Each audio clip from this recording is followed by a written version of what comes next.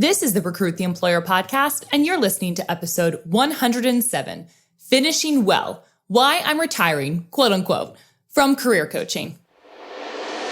Welcome to the Recruit the Employer podcast, a show for the ambitious, action-oriented career woman who wants to live out her purpose, rise to the top of her industry, and be seen as a leader at work. In 30 minutes or less, we'll walk you through the latest strategies to land your dream job, blast through imposter syndrome, and make the money you deserve. I'm your host, Jena Viviano, ex-Wall Streeter turned career coach and founder of Recruit the Employer. But more importantly, I'm on a mission to help you fall in love with your work again. So grab a glass of wine, get ready to be coached, and tune in to your weekly boost of career confidence.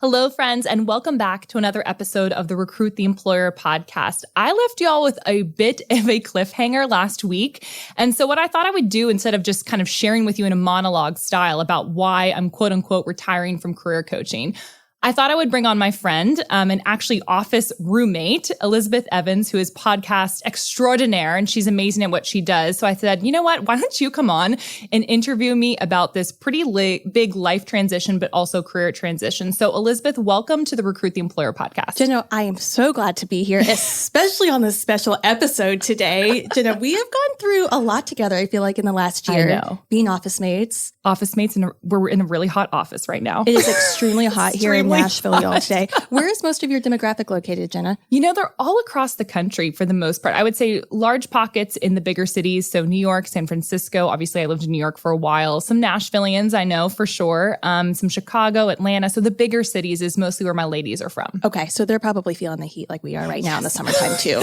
Okay, maybe a trip to California needs to get on the books so we can get out of the humidity for a little bit. Yeah, I'm here for that. Awesome. Okay, well, Jena, I'm so glad to have you today on your podcast because it's always so weird when you have somebody else interviewing you on your podcast. I did this for Elizabeth. I was going to say, do you do this often? No, Elizabeth McCravey and I did this. Oh, yeah. And it was so weird to have her on my podcast interviewing me and vice versa for her. It was just kind of funny. Okay. Yes. So I'm Elizabeth number 2. We are not Elizabeth McCravey, but we also, we stand Elizabeth McCravey. Yes. But this is Elizabeth number 2. Yeah.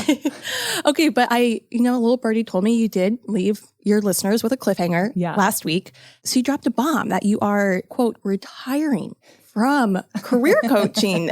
Okay. So I know a little bit of the backstory just because you and I have spoken about this some, but I would love to dive in more with you today because this has been a big topic of conversation in the office. And I want to let your listeners in on exactly what your thoughts and heart and emotions were going through during this time. So this retiring from career coaching, tell us a little bit more about that.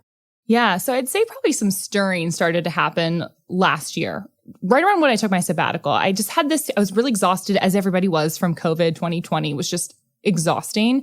And I felt emotionally drained. And I thought, you know what? I was really praying about it, and I just don't know if this is my forever business. I had to start to wrestle with that idea because, as you know, you own your own business. You put your heart and soul into it. I loved my clients, the clients that I did have that had signed on, but it just got to a point where there was parts of the business that felt a little bit exhausting. And so I was praying a lot about it. And I came back from my sabbatical, guns a-blazing. I'm like, I'm all in. I'm going to do this. I'm going to scale it. I'm going to be that person, the CEO of my own business. And I got burnt out again, right? And so there were some things that started to happen behind the scenes where I tell my clients, I never want you or myself to ever run away from something. It's all about moving towards something, but I didn't have that something that I was moving towards. I didn't know should I start a new business? Should I completely pivot? I was just kind of a little bit lost. And so I just waited, which is really antithetical to what most people want to do. I was like, all right, Lord, you're just going to have to make some things move in order for me to actually move forward. And so long story short, I had which we can dive into further, my mentor's husband introduced me to the CEO of a company. And I thought it was just going to be contract work. And we had lots and lots and lots of conversations. And it ended up that they wanted to hire me full time. And so I had to wrestle with, do I actually want to do that? I would have to give up the business or transition out of the business? And I decided that from an emotional standpoint and from just kind of a season of life standpoint, it made sense for me and my husband and our future family in terms of what we actually wanted and honestly what I wanted out of my career in this next stage of my life. So I am retiring from career coaching at technically the end of July, and I will be transitioning and working for a new firm in the fall. So, yes. Big things. I know. Something that you said that really stood out to me was that you wanted to make sure that you were running to something, not running away from something. Mm-hmm. Can you dive in a little bit into how you evaluate the difference from an emotional perspective of what it looks like to run to something versus away from something? Yeah. So I was trying to run away from career coaching. There was just some things that maybe people just don't realize. I'm online all the time. That was mentally exhausting for me. I just could not do that. I realized for forever. Like I just did not want to be online all the time. I didn't enjoy the selling process. I could do it, but I just didn't enjoy the sales process, especially last year. People were losing their jobs left and right. And it just felt like, you get some really crazy people too. Like I have some crazy stories of just people that, give their opinion to you and you don't know who they are. And it just honestly beat me down. Is that the right word? It beat me down after a long period of time. Yeah. And so the way I started to run away from it was like, I just need to shut down the business and I just need to do nothing. That would be running away. Mm-hmm. Or like, I'm just going to start another business right away and just go after it. And I realized that I didn't really have that thing that I really felt passionate about that I wanted to pivot to. And I waited and I let this company have conversations with me about what they were looking for. And I started to realize I was moving towards that behind the scenes and not even probably mentally realizing that what I was going to be doing next was really what I wanted to be doing. Yeah. I've been having conversations a lot with whether it's business owners or brand owners or just people sort of in general, figuring out, quote, like what their passion is. Yeah. And I do think life is this really tricky, but like fine line of this dance of taking action and being proactive while also being really patient. Yeah, because it's hard. Sometimes things are happening like behind the scenes before you even know what's coming next. And so I think that's something to really applaud you about is you were continuing to be proactive in uncovering and discovering what you wanted to do next while also being really wise with the wisdom of patience. Mm-hmm. And so I think sometimes waiting feels very reactive or passive, but in your case, you were very proactive and active in your waiting season to make sure that you were identifying what you were truly feeling and making next steps towards the way that felt most aligned for you. So I think that is definitely something to applaud you on because this is a big decision. Yeah. So tell me, how long have you been kind of thinking about this or how long have you been wanting to do something different? I would probably say that I started feeling it during my sabbatical last year. So probably last fall, I had this inkling that I don't think this is my forever business. That's probably where the thought started. Mm-hmm. And then it slowly progressed. But here's the deal. Like I had to be present in my business and I wanted to make sure I finished well, which is like part of the title of this episode. Because it's so important to make sure that I don't stop showing up for clients and also don't start showing up for the business because I still got to bring in money, right? Sure. So there's this tension of realizing, okay, this is not the forever thing. And I also probably felt guilt too, where I'm like, am I going to disappoint people if they find out later that this isn't what I wanted to do all the time, 24/7 and for the rest of my life? And I think people may have thought that, but I've also tried, I hope, to portray that you have different seasons and different callings throughout your life. I don't think you have to have one calling that's like one career. Calling doesn't equal career. And so I think a lot of time we get that wrong. And that was probably a big concern of mine in the very beginning of even starting to uncover, oh, wait, maybe this isn't the business. And are people going to be disappointed in me in that? That was a big thing I wrestled with. Yeah.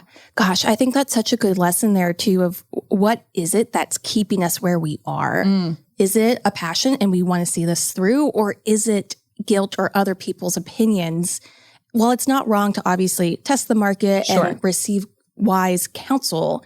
But at the end of the day, evaluating what it is that's keeping you where you are is so, so important. So you also said something that career is not always calling. Can you tell me a little bit more about that? Yeah. I even talked to my pastor a little bit about this, where like, I do believe that my calling is to enrich and encourage and equip people. Like, and whatever way that looks like in my career moving forward, I know that that is the crux of it. That's my calling. Now, if that translates to a career coach, if that translates to another business in the future, if it translates to what I'm going to be doing next, it's still going to be, that's the crux of it, right? Yeah. And so that's the calling, but the career, like vocation, the title can look different in different seasons of the life. And I think I had to free myself of that when, in the beginning, my business was my name. And so you have a very close identity to your career when you are the career girl and your business is your name. And like all those things were very much wrapped into it. So I had to unravel that a bit and this is what I talk to my clients about too, but I had to do it for myself and unravel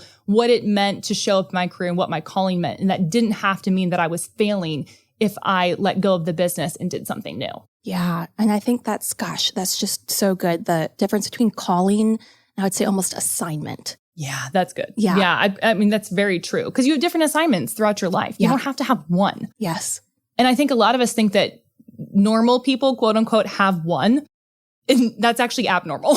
Yeah. That's actually not normal. And so I wanted to show people, I'm hoping that it's not disappointment, but it's like, oh, if she can actually shut down something that she's built that is still thriving, by the way, and see some vision for the future that maybe looks different than what she originally planned. Like one thing I always talk about in this podcast is have a plan, but be nimble. And I really feel like I tried to live in that this past year with my career. Yeah. Gosh, I just think that's so freeing for a lot of people out there. If they maybe know what their calling is, but maybe they feel like this assignment isn't there for everything, but they feel like it's the right thing for right now. Yeah. You're allowed to change. Yeah. And I've even told clients that where like, I feel like I'm not living up to my potential if I'm not taking this like, extra hard job where I'm like, that's okay. You have kids at home and like, that might be the priority for right now. You're not failing as a woman.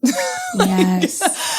And I think that we need to, and I had to think through that too, right? Yeah. Where I am going to be taking on a pretty intense type of role in building something from the ground up, which we can talk about later. But I knew that for the season that my husband and I were in and what we wanted out of our life, I knew that I couldn't do this business and feel at peace. Yeah. There's a lot of lack of peace that was going on behind the scenes emotionally. Yeah. Not even as much financially, but way more emotionally because of honestly the being online all the time and just some things you probably relate to this. I don't know, but things that people say to you, y'all, like if you're going to go into business for yourself, just prepare your heart that happens. And as much as you want to try to tell yourself, like, it doesn't matter what they say, it still stings, right? It still stings when somebody emails you and gets mad at you for, this happened recently. I canceled a webinar. We just didn't have enough signups. Like it didn't make sense it was a business decision. Mm-hmm. And this person emails me and says that she was so disappointed and that I should be thinking about it was free, y'all. It wasn't, you didn't even pay for it. And just I started to feel a little bit resentful towards the community that I was building. And I was like, that's a sign that I probably need to be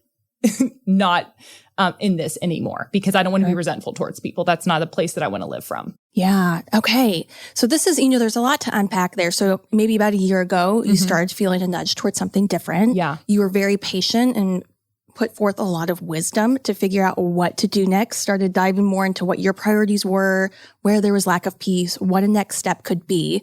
So then it kind of brings you to today and / last week on the episode of kind of dropping the news that you'd be retiring from this. And so this could be a very awkward question, but maybe some things on people's minds of, was the business not successful? And what does that look like? That's a great question. And I think that was one of the things that probably as an Enneagram 3, I wanted to make sure I got across. Yeah. Where we've actually had like our last year financially, our business on paper did well, but emotionally, Jena's success was not well.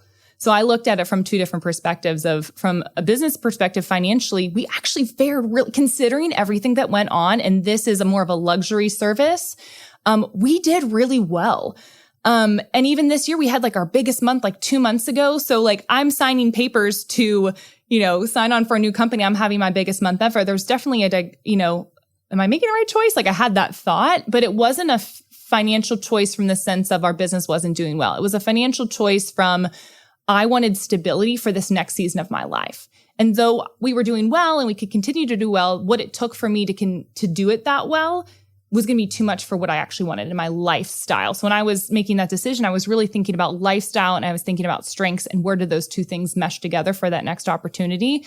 And so it wasn't really a financial choice. It was more, am I emotionally successful right now? And my husband would probably tell you no.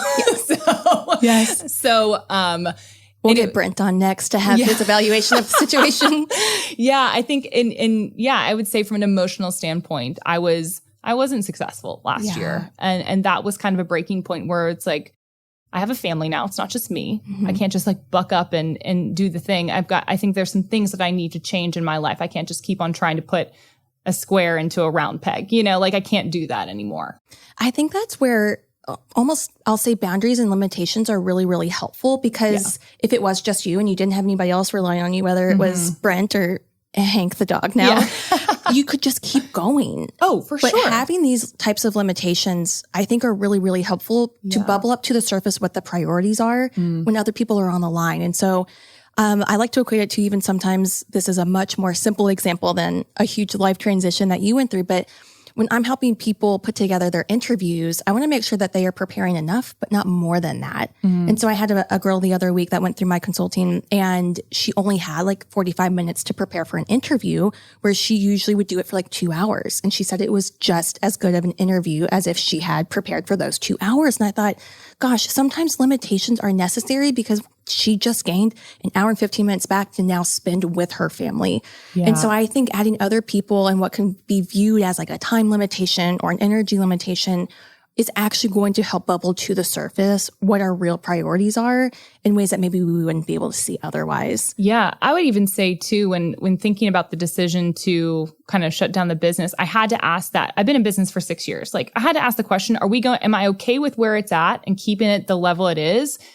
And that's kind of not my personality. I always want to go level up, but I didn't want to it's kind of like when I tell my clients, and some of you that are listening have heard me say this before, think about your boss. Do you want their job? If you don't want their job, you probably need to go somewhere else. And like, that's how I felt about my business. I was like, I don't want to scale this thing to that next level. It's probably time for me to bow out. Yeah. So it was a very similar kind of choice in that, and how a person makes a corporate decision is how I made that business decision. How would you constitute what you felt about the decision? Would you say it was a hard decision, an easy decision, or somewhere in between? I think it was somewhere in between. I think it was such a long, drawn out process. It wasn't like, tomorrow you're going to start at a new place. I think that would have been very hard for me. But because I had been praying about it for a really long time and patient and willing to be, moved into a different direction. I mean, I had no idea where I was going to be led. And when everything kind of fell perfectly into place, like in ways that you can't even imagine fell perfectly in place, it was very clear that the Lord was ushering this new opportunity in specifically for me and my family. And so when I realized that, I was like, well, this is easy now. Like I'm going to finish well with the clients I have, and I'm going to bow out gracefully and let another career coach come and do their thing, and that will be okay. Yeah. I don't think it was as hard as it could have been, but I think it was super long and drawn out that I had to hold both things very loosely. And so it provided me the time to process through, hey, you're not going to be Jena, the career coach anymore. You're not going to be the girl that everybody goes to you might still be that person, but you're not her anymore. So did that feel like an identity you were laying down? Yeah, I would definitely say. And I think too, it happened with marriage, right? When I was single for a long time, my business was my husband, Yeah. And I did by no means shut down the business, and Brent did not want me to shut down the business. None of that kind of happened, but I did have an identity shift where I'm a wife now and I want to be a mom someday and maybe a business in the future. But the emotional investment I make in my clients, because what they're going through is very emotional, is not what I'm willing to sacrifice for my family. And actually the founder of the company that I'm going to be a part of, he said something on a podcast when I was doing my research, preparing for an interview. He said something on a podcast that has stuck with me. And one of the testaments to why I want to work for the company is he said, you got to leave your best thinking for your family. And I definitely wasn't leaving my best thinking for my family, however small it is. And so I was like, this is a bad movement. Like I need to think differently about how to do this. Oh my gosh.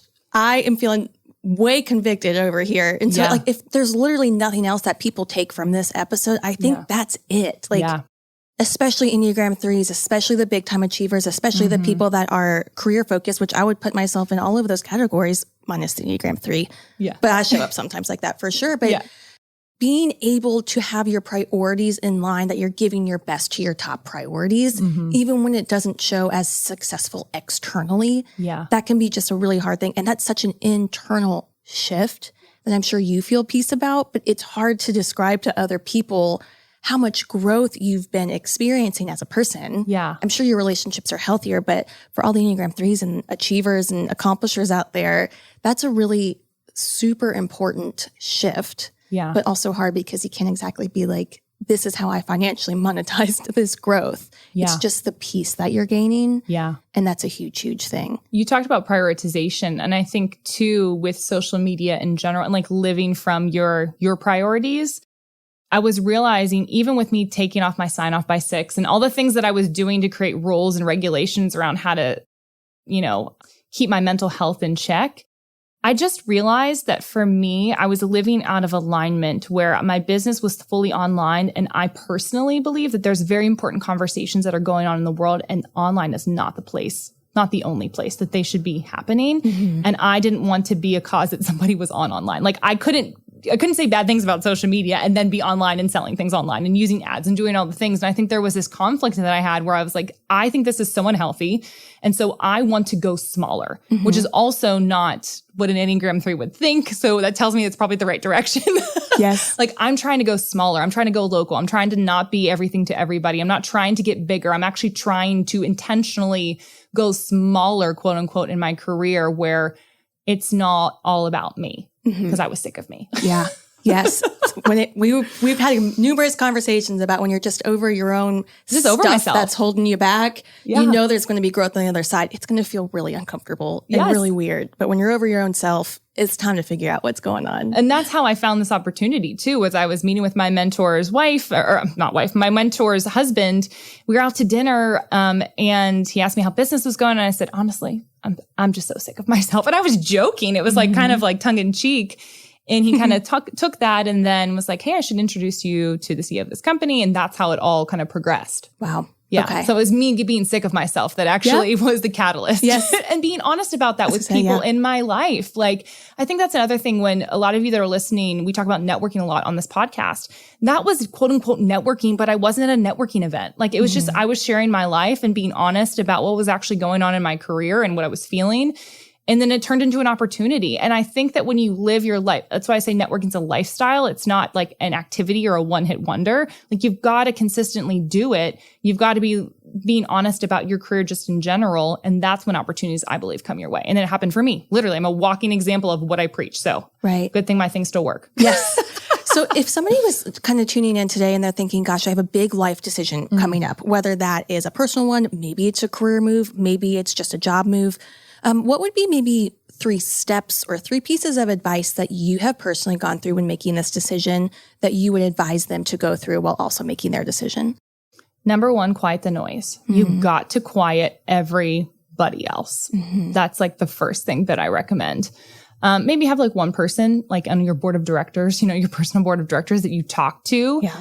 But I would say generally speaking, quiet the noise, quit looking to see what everybody else is doing, quit using benchmarks for everybody else. Like what do you actually want? And I would categorize that into 2 ways.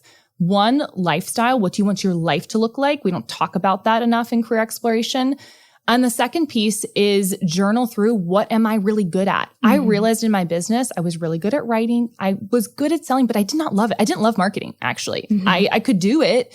And probably from the outside, I was, oh, you love marketing. You're good. Like I hated marketing. I hated doing like the following through and all of that. I loved the creation process. I loved coaching people. I loved building. I did not love the continuation of marketing. Like that was not what I wanted to do. And so realizing that, I was like, okay, what could I do more of in this space of just creation where I don't have to do the marketing person? Either I have to hire somebody to do it for me, which I was like, I don't know if this is a business I want that for, or do I just do it from find a new opportunity? So for you, if you're listening to this, the first thing is get quiet. The second thing is start to divide what your priorities are from lifestyle and from your strengths perspective. And that's when you can start to see what are my priorities and what are the things that are actually going to move the needle for me in my career. And then I would say the third thing is to talk to somebody that's a trusted advisor or mentor. So like when you don't want to get everybody's opinion, but you want to get like 1 or 2 people's opinion on that to see if they can, if you're a person of prayer, intercede for you. But if you're not, just somebody that's wise and older that can give you an objective third-party opinion. Or hire a coach, not us anymore. So you can just hire anybody you want. You don't even think this is a pitch, like anybody, but hire somebody to help you discern what is it like I'm struggling with all of these things and I'm bouncing around in my brain. Can you help me? Yeah, that's so good. So we have quiet the noise. Remind me what number 2 was. Number 2 was journal through what are my lifestyle priorities and what are my strengths so that you can start to discern. And then the third thing would really be around getting the trusted person to give you a third party opinion. Okay, perfect. And I think what is so helpful about that is it's so tangible. We can see where we kind of are in each of the processes and then continue to cycle through those things, because that's what is so important, at least in my life when I write things down, is to go back to it and continue to recycle through that process and continually touch base with where I am in that moment and in that day.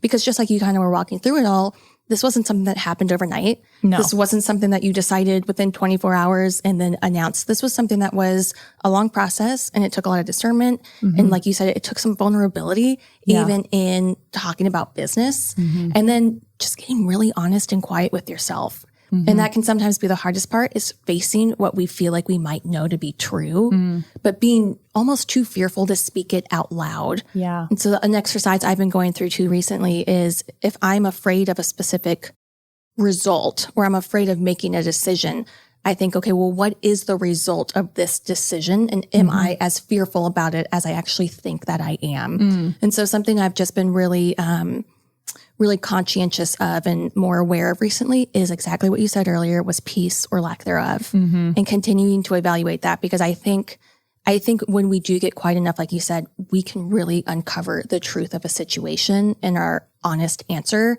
but then making sure that fear does not get in the way of us actually executing on that. Oh, yeah. So pulling out that full thought of like, well, what is the result of this thing I'm afraid to do? And then also asking, well, what's the result if I don't? And that can be such just a good comparison, because for you, if you had continued to do this, who knows what would have been on the other side and what piece you wouldn't have and opportunities that you wouldn't have been able to step into. And so speaking of opportunities to step into, can you tell us a little bit about what might be coming next? Yeah. So I'm going to be doing a whole podcast episode to unpack this a little bit and explain why I think it's a good fit for me. But I am going to be the Chief Learning Officer for a family office. So I'm going back to my finance roots, y'all. It is, I think it's very redemptive, actually, which was part of why I was really excited about it.